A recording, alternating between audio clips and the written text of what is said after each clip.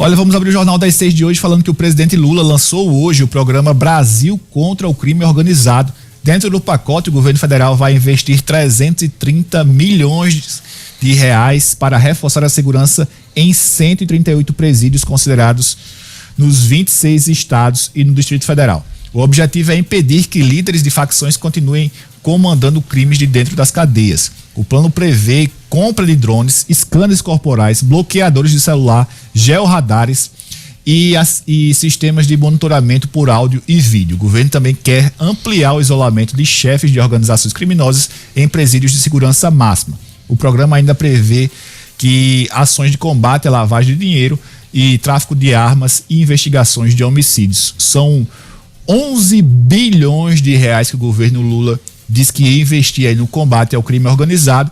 Primeiramente vai ser apenas 1 bilhão investido e aí os outros 10 vai ser naquele esquema, né? Um dia chega para os estados. Vamos aguardar. Boa noite, Gustavo Negreiros. Boa noite, Dinarte Assunção.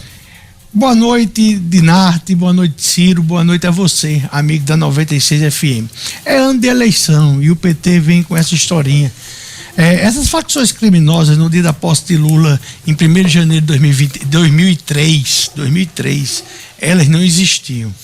Lula vem com a história de cobrar o judiciário. Isso demonstra como ele não sabe nem como funcionam os poderes. O que é que diabo um juiz tem a ver com isso?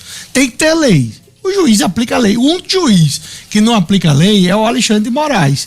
E às vezes o Dias Toffoli, às vezes a turma do STF. O juiz de primeira instância, ele aplica a lei dentro da visão dele, obviamente.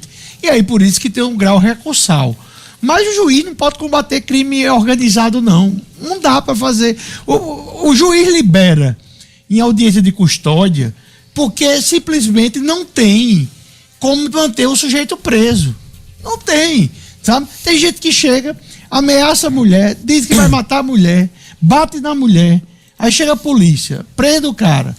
36 horas depois, tem que soltar o cara. Sabe quando teve audiência de custódia? Se foi preso manhã, num dia, aí vai para a audiência de custódia no outro dia tarde. É solto. Mas é solto por quê? Porque o juiz é mole? Não, porque a lei diz que tem que soltar. Não é um crime para ficar preso. Como prometido, tem um trecho da fala de Lula com relação a esse plano do programa aí de combate, Programa Brasil de Combate ao Crime, que ele pede o apoio do judiciário nessa missão aí. Vamos assistir um trecho da fala de Lula. Nós vamos ter que também conversar muito com o Poder Judiciário, porque há muita queixa de governadores que muitas vezes a polícia prende os bandidos e uma semana depois esse bandido está solto. Tem muita gente que se queixa que tem muitos lugares, meu caro governador do Rio, que a pessoa é presa e o preso escolhe o lugar que ele quer ficar preso. E às vezes ele é libertado e dirigido para a cadeia que ele quer ficar. A polícia militar se queixa, a polícia civil se queixa, os governadores se queixam, e esse é um tema que nós vamos ter que colocar na mesa para discutir. Olha, você acredita que o novo programa de Lula vai reduzir o crime no Brasil? É a enquete que está no ar aqui no programa do Jornal das 6 lá no YouTube. Vai lá no YouTube e vota. Você acredita que o novo programa de Lula vai reduzir o crime organizado? Sim ou não? Bem objetivo. Tá lá, a enquete tá no ar já faz 5 minutos, já tem 80% não, 20% sim. O que eu achei interessante dessa fala de Lula é que ele terceiriza até a crítica. Eles têm governador que está me reclamando do papel do judiciário.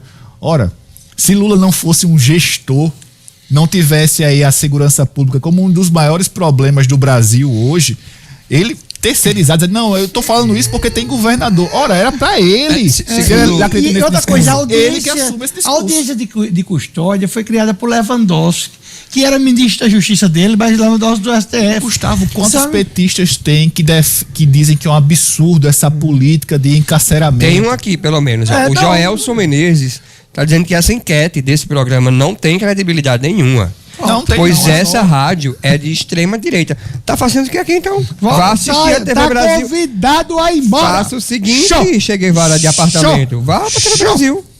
Lá você vai encontrar um jornal inteiro falando bem só do Del Sol. Tem um programa aqui numa FM pública Que são 3 ou 4 petistas.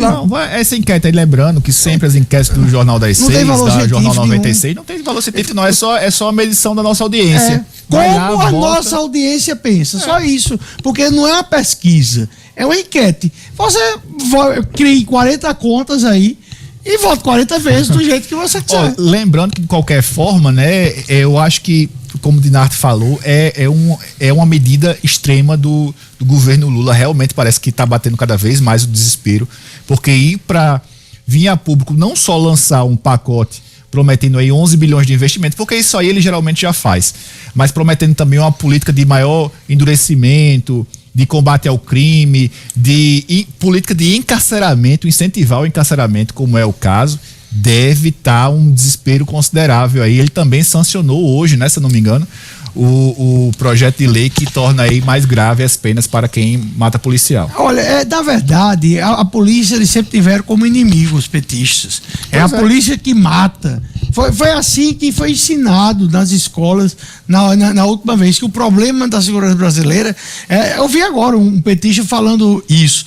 Então, assim, o desconhecimento do presidente Lula em relação ao judiciário é algo gritante, porque o judiciário para ele é a régua do Dias Toffoli e do Alexandre de Moraes, que deu uma eleição a ele em relação a medidas totalmente fora dos propósitos que tomou em 2022. Então a régua de Lula, ele não sabe o que é a vida de um juiz de primeira instância, de um juiz de audiência de custódia que está ali de plantão, passando 24 horas, tendo que soltar todo mundo, porque a lei obriga a soltar. É isso mesmo. É isso aí. Lula sancionou hoje, foi publicado no Diário Oficial da União, a lei que prevê regime disciplinar mais rígido para condenados por assassinato de policiais no exercício da função ou em decorrência dela.